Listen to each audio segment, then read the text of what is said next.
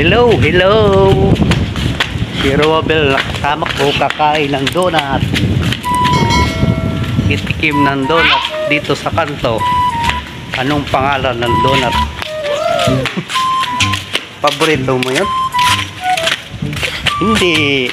Oo.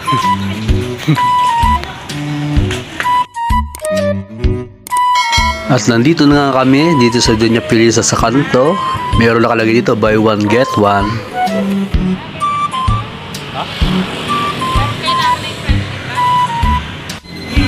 Dito na nga kami sa loob. Nag-iisip na kami kung anong order namin. Titikman lang namin kung anong lasa nitong donut na to. Habang naghihintay, picture muna kami. Heto nga pala ang kanilang mga menu. Kaya lang di muna kami masyadong pumili. Ang pinili namin ay mini donut lang muna para matikman. Ito namang si Rowa masyadong excited. Marami na rin nga pala dito mga tao na naghihintay na kanilang order. At syempre muna kami dito sa kanilang parking area. Do not park daw. Ito nga pala makikita ninyo sa harapan nila. Ayan, may mga lobo, may mga bata, at kulay pink na pink talaga. Siyempre, ganyan talaga pag grand opening, kailangan mayroong pa lobo. A few moments later. Hello mga kaibigan! Nakabili na kami ng donut. Merong libreng isa. Pumunta lang dito kayo sa Doña Felisa Village. Yan, ang batang kakain ng donut. Kakain na kami.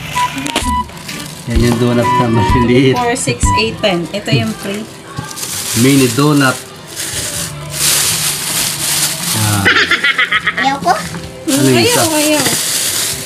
Natay na natin siya. Muling ka naman. Oh no! Uy, wala pa naman. Oh!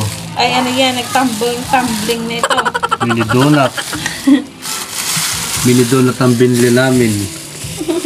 Ayaw ko, gusto ko malikot. Ito, Bavarian Rawa. Ay, walang Bavarian pa. Ito na mga kaibigan, titikman ko na.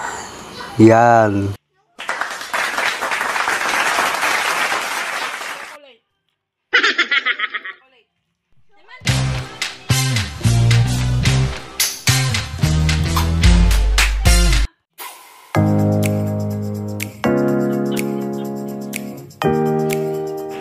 Yan, umorder na kayo ng Donut Park.